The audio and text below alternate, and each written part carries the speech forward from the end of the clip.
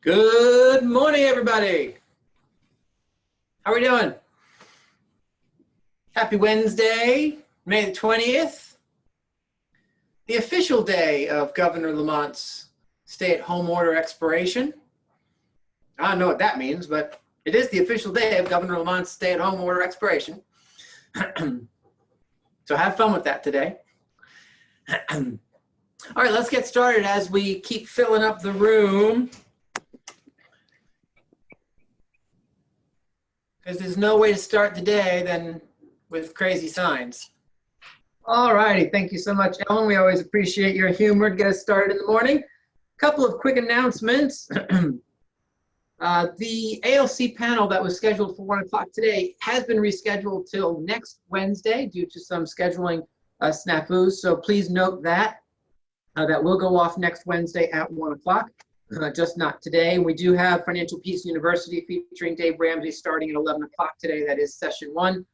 And of course, 4:30 tomorrow. Please do note your calendars. If you didn't hear this yesterday, 4:30 tomorrow, we will have a meeting. Our 4:30 Zoom will be devoted to the reopening plan and process. So we will go through that with everyone on the call and then answer any questions that you might have. So bring those questions with you. As I said yesterday, if you cannot for some reason be on that 4:30 call, yes, it will be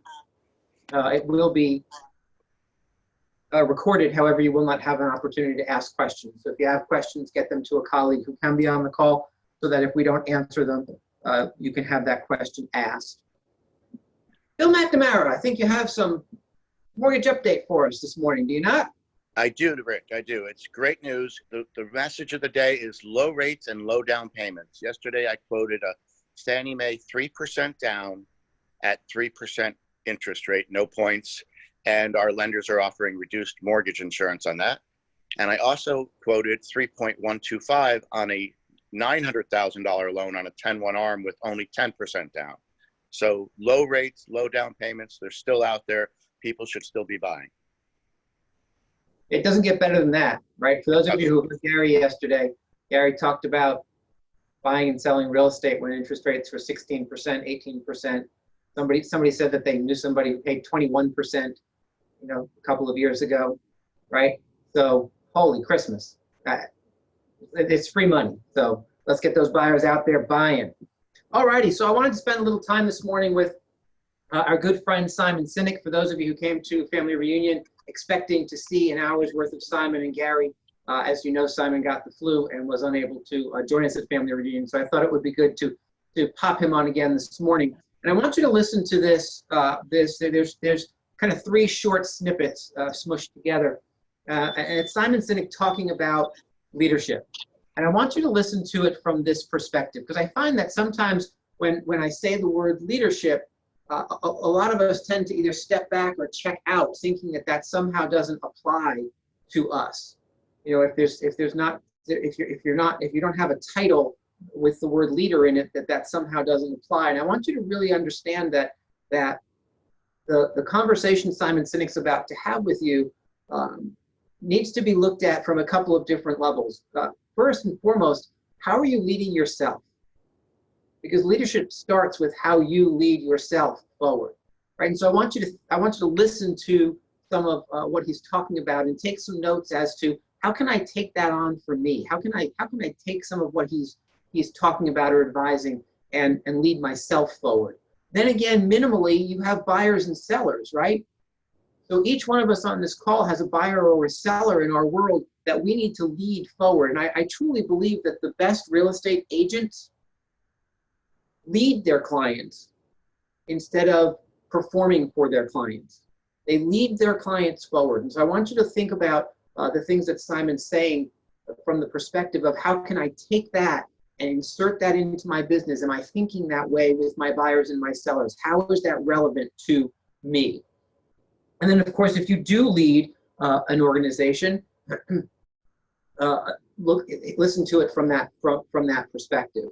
So, without further ado, it's about 7 minutes long, and I do want to get through all of it, and we will clear it at the end. So please hang out and take some notes, because I want to hear what you think about what Simon's talking about and how it affects you and your business. Leadership is not a rank. Leadership is not a position. Leadership is a decision. Leadership is a choice. It has nothing to do with your position in the organization. If you decide to look after the person to the left of you and look after the person to the right of you, you have become a leader. Sometimes you're the problem.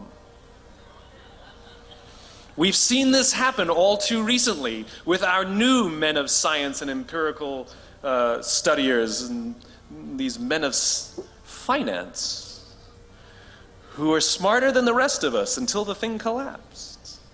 And they blamed everything else except themselves. And my point is take accountability for your actions. You can take all the credit in the world for the things that you do right, as long as you also take responsibility for the things you do wrong. It must be a balanced equation. You don't get it one way and not the other. You get to take credit when you also take accountability. You want to be an elite warrior. It's not about how tough you are. It's not about how smart you are. It's not about how fast you are. If you want to be an elite warrior, you better get really, really good at helping the person to the left of you and helping the person to the right of you. Because that's how people advance in the world. The world is too dangerous and the world is too difficult for you to think that you can do these things alone. If you find your spark, I commend you. Now, who are you going to ask for help, and when are you going to accept help when it's offered? Learn that skill. Learn by practicing helping each other. It'll be the single most valuable thing you ever learn in your entire life.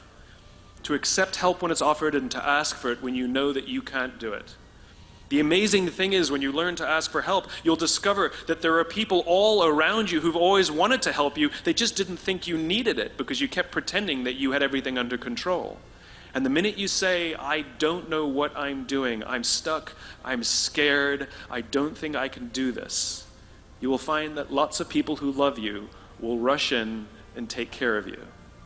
But that'll only happen if you learn to take care of them first.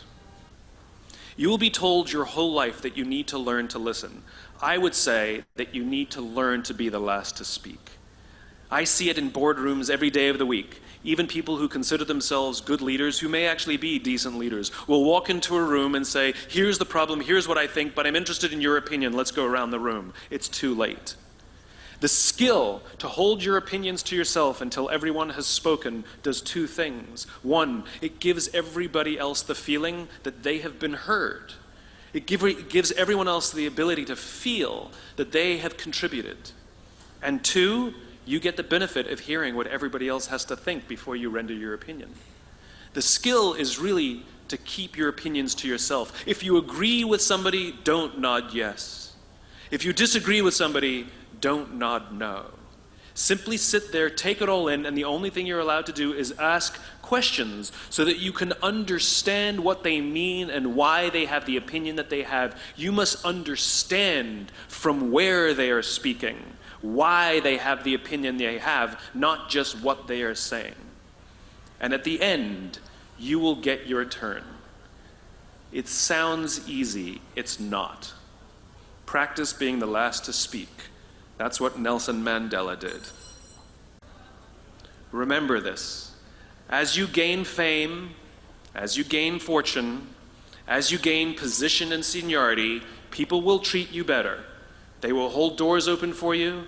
They will get you a cup of tea and coffee without you even asking. They will call you sir and ma'am, and they will give you stuff. None of that stuff is meant for you. That stuff is meant for the position you hold. It is meant for the level that you have achieved of leader or success or whatever you want to call it. But you will always deserve a styrofoam cup. Remember that. Remember that lesson of humility and gratitude. You can accept all the free stuff. You can accept all the perks. Absolutely, you can enjoy them. But just be grateful for them and know that they're not for you. I remember getting off the Acela. I took the Acela from New York to Washington, D.C., and I got off the train like everybody else, and I was walking down the platform like everyone else, and I walked past General Norty Schwartz, who used to be the Chief of Staff of the United States Air Force, the head of the Air Force. And here I did, see a guy in a suit schlepping his own suitcase down the platform just like me. And just a couple months ago, he was flying on private jets and he had an entourage and other people carried his luggage. But he no longer held the position, and so now he got to drag his own suitcase. And never did it sort of remind me more that none of us deserve the perks that we get. We all deserve a styrofoam cup. Leaders only have one thing: they have followers. A follower is somebody who raises their hand and volunteers to go where you're going. They raise their hand and volunteer to go in the direction that you're pointing. And so to lead others means that you have a clear vision of a world that does not yet exist, a world that could exist. And by articulating that cause, that vision, that purpose over and over and over again, it inspires people who believe what you believe, who want to see that world built, to join, to go with you, to figure out ways, And so for me, in my work, what leadership means is articulating this world in which the vast majority of us wake up every single day, inspired to go to work, and come home every single day fulfilled by the work that we do. That doesn't mean we have to like every day, but we can love every day. You don't like your children every day, but you love your children every day, right? And so the more I talk about this world that does not yet exist yet, because right now the world we live in, the vast majority of people, 90% plus, don't love what they do. They may like it, but they don't love it. When I talk about this world, it inspires others who believe what I believe and want to see this world built, join up and figure out in their own way how to advance that vision so it becomes real. I despise the fact, I lament the fact, I curse the fact that so few people get to say, I love my job, as if they've won some lottery. You go out with your friends and somebody says, I love my job, and everybody goes, oh my God, you're so lucky. That to me is madness. Everybody, the vast majority, should get to wake up and say, I love my job. It is a right, it is a God-given right that we should love where we work, and we should demand it. We should demand that our leaders provide an environment in which we want to come, where we want to care about each other, where we feel safe to express our vulnerabilities and our fears and our concerns, that we're open to correction and discipline and feedback, that we're not defensive because we know that it's being given to help us improve and grow, and we want to improve and grow. And in turn, we will help others improve and grow. Because when we feel safe, when we feel that our leaders care more about us than a number, they care more about our lives and our confidence and our joy and our skill set more than some short-term gain, that they care more about our priorities than the priorities of some disinterested external constituency, then we will respond in kind, and we will offer our blood and our sweat and our tears, and we will make sacrifices of all kinds to see that our leader's vision is advanced and that this company continues to thrive, not for them, for ourselves. It becomes deeply personal. It becomes something we love contributing to. I talk about it all the time. Working hard for something we don't care about is called stress. Working hard for something we love is called passion. And I'm tired of listening to CEOs saying, we only hire passionate people. You don't even know what that means. How do you know that they're passionate for interviewing and not passionate for working? Every person on the planet has passion, right? We just don't all have passion for the same things. Give me something to believe in. Give me something to believe in. Give me the opportunity to contribute to something. Allow me to make mistakes and try again. And you'll have passion up the wazoo.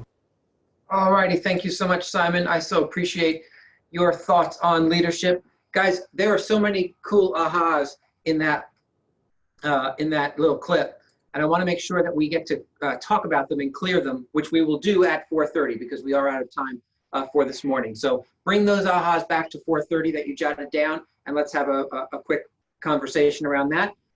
And without further ado, Adonis, bring us to Marty Miller. Thank you, Rick. Very powerful stuff with Simon Sinek. Really wish we had a chance to see him at family reunion, but life will be life. Today, Marty's going to continue showing us what Rebrand can do, what we can do with designs, and there's a lot that we can do with it. So make sure you pay attention to this one. Good afternoon, Keller Williams, and welcome back to the KW Command 66-Day Challenge, Day 38. So we are continuing our series on designs, and so we're going to jump into the design submenu. Again, kind of the drawing pad and pencil here on the left-hand side. And wanted to explore a little bit more in the WeBrand editor. So we're going to go ahead and click on this plus sign. I'm going to do a social media design just as kind of an example and create that design. And I'm just going to choose a template to kind of show you a couple of different things as well to continue our education on how we can utilize WeBrand and all the power that it has. So I'm going to choose this come on in and stay a while template down here, kind of 4th row down, 4th column over. And I've done the Facebook version of that template. And so in our previous video, we covered all of the menu items that were here on this left-hand side, kind of all of these different categories of items that can be added. Today, I want to talk to you a little bit more about the toolbar here at the very top. So the first option is drawing. When you click on drawing, there are some kind of similarities to shapes and some others. So essentially I could drop in a square, but instead of dropping the square like it's going to do in shapes, I can actually layer that square where I want it and then kind of, you know, draw in a couple more. And once I'm done with that, then I can come in and actually move them around should I need to. So you can basically drawing, you're deciding where you want that object instead of just dropping it in the middle and having to resize it. Same thing applies for all of the rest. So if I want to do an ellipses, I can do that. If I want to bring in path is kind of interesting. So path allows you to create some really interesting geometric shapes, right? So you can just kind of draw the lines around until you're done. And I want to, so maybe if you're highlighting a specific spot or something along those lines, you know, if you were on a map or, you know, just want to get real creative, you could do that. You can come in and change the opacity right now. I could make that even lighter if I wanted to. Well, I guess I can't. Let me see if it'll let me do reposition. There we go. There it is. Now we have the ability to change the opacity. It's at 50%. I could make it really dark. I could make it really light. Right, so you can see kind of as you change that, and we've played with that before. So the last thing here in drawing is the pin. So if I wanted to, I basically could, I don't know, maybe I'm going to circle the fruit bowl. Right, look at this amazing fruit bowl, whatever, right? So you have the ability to come in and actually draw with a kind of pencil-esque icon. So if I use a Surface, if I had my Surface stylus, I could actually draw, and then maybe I'm signing something. Maybe I want to write in my actual font, my script, the way that I write something on there. A lot of different options within drawings. It's kind of fun to do the pin icon and make it custom yours. In addition, you have shapes. So here is a variety of different shapes that you can drop in. Now drawing, we were actually sizing and deciding where we wanted it. When we do shapes, it just drops that shape literally right in the middle, and then we're going to have to move it over, and then we're going to have to resize it if we want to. So a couple of different things that we have to do when we're using shapes versus actually drawing that shape in. So same thing applies for all the different shapes. So if I want to drop a triangle, it's just going to drop it right in the middle, and then I'm going to have to come in and play with it, resize it, you know, change the different things that I want to change on that. If I want to, I can come up here. We played with opacity. If I want to make that kind of see-through, I can change the opacity there. If I want that to be a different color. So you do have your own ability to create your library of colors. This is the default palette. So these are actually all of the KW approved colors. So if you're looking for KW red, KW gray, etc., and then you can choose your library colors and have those available here. So that's, again, when we were playing with library earlier in the challenge, that's where your colors will show up. You can always just pick a color too and say, I want this color, and that's the color that you would then have. Let's see, change that. There we go. And I click on apply, and why is it not changing? Let's see. Do that. Apply. Oh, that's weird. It looks like it's not wanting to change the color, but let's get out of the library. Let's close that. Choose color. There we go. Let me come down to choose color. I want to do pink. And I'm going to do pink and apply. Well, sometimes it works, and sometimes a few things don't work. So that would be the ability, and I've done it before. I'm just not sure why it's not working today, but probably something that I'm doing on my end, honestly. Frames is more for dropping in pictures with a unique kind of style of the photo. So if I just drop in this square image placeholder, I can do that, and then I can drag over my headshot. And when I drag it over this placeholder, it's going to be sized immediately that way, exactly the same size as that square is. I can do frames for like a star. If I just wanted to have some unique branding, I could come in, drop this star on the top, and then drop my image photo on there. There's the star. Doesn't look exactly that good, and yet just to kind of show you what you can do.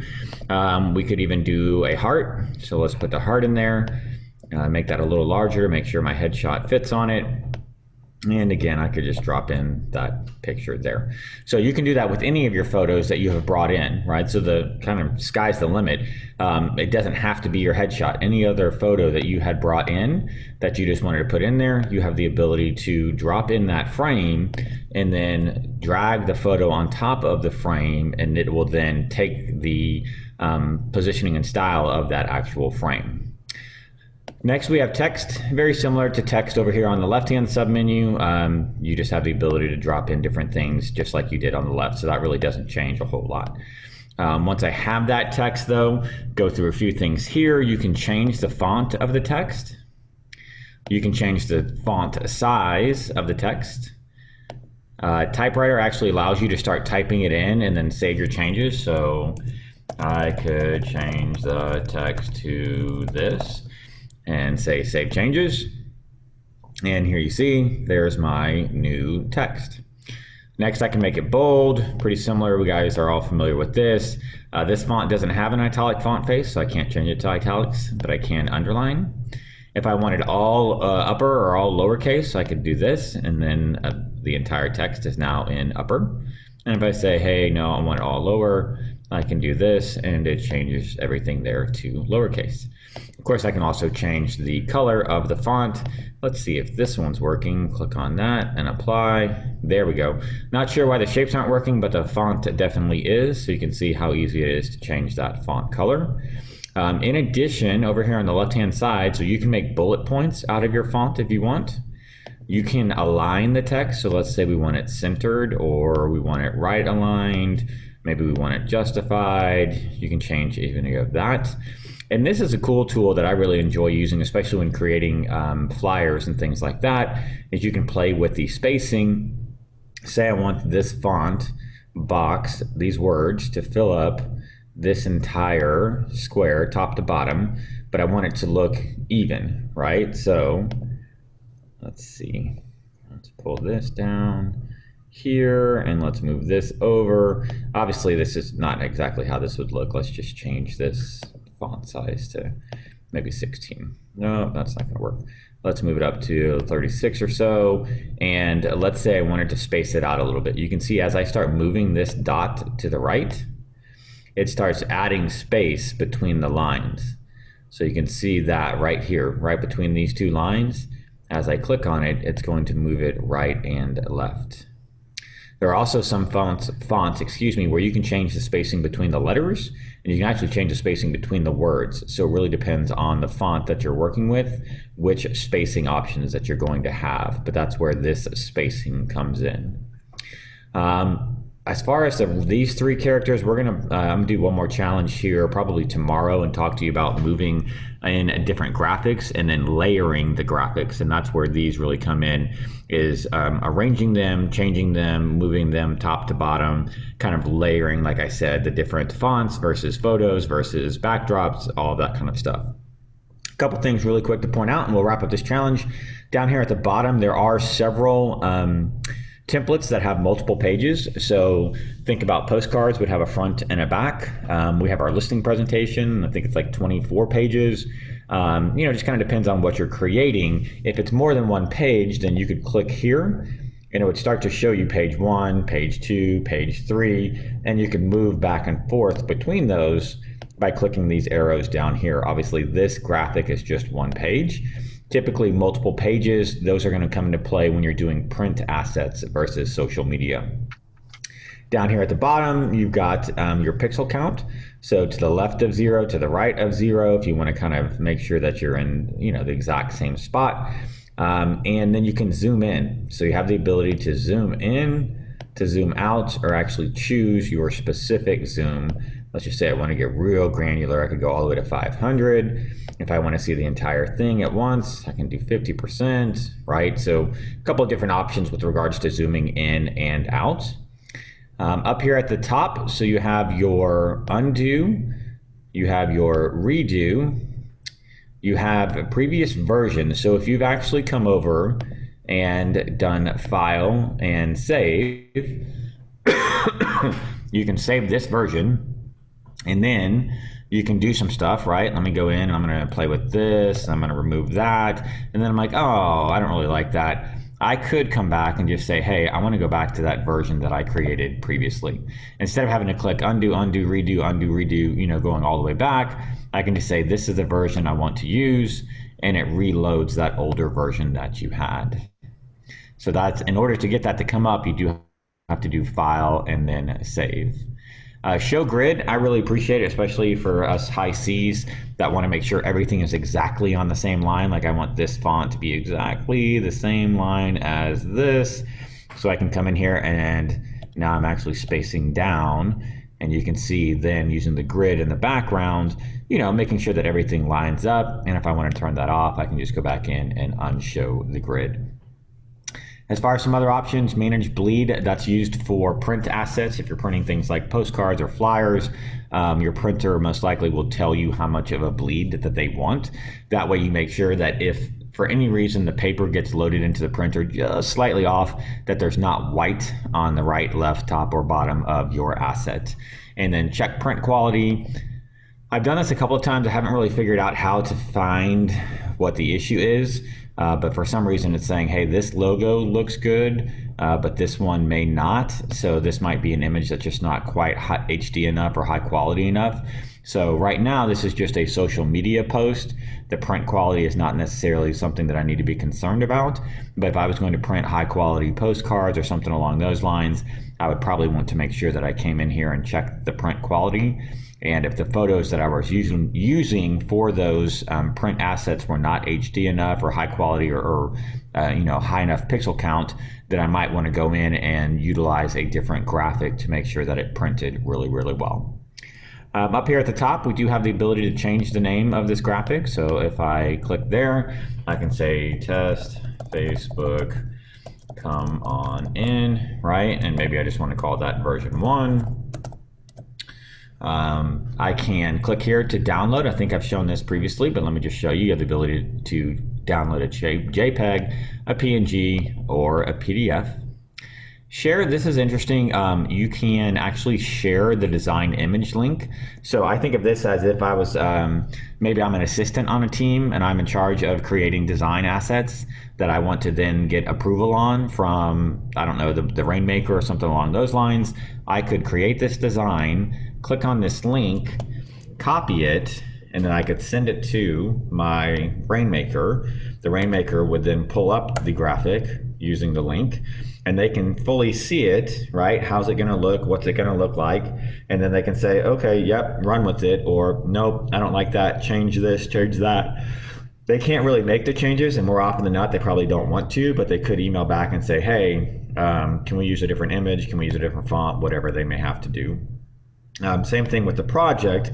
If they share the project, then you can copy that link, and when they come in and paste it, right, they can then see the entire graphic, but they have the ability then, whoever you've shared it with has the ability to click in this right-hand corner, and they can now download this graphic, they can print it, or they can share it. Be careful about sharing it. I think that these are still not 100% when you go to share. So my recommendation is always to download the graphic and then share it or utilize it however you had planned with regards to whether it was a Facebook graphic, LinkedIn, Twitter, Instagram, etc. So that's it for today, guys. Hope everyone having an amazing Happy New Year day. And Happy New Year to you too, Marty Miller. That's my guy. He's always on his own universe timeline, but that's okay. So that was designs, and tomorrow we're actually going to get into something different. We're going to go over creating a Facebook open house graphic and a just listed postcard. So make sure you tune in to that. Hope you all have a good day today, and we'll see you next time.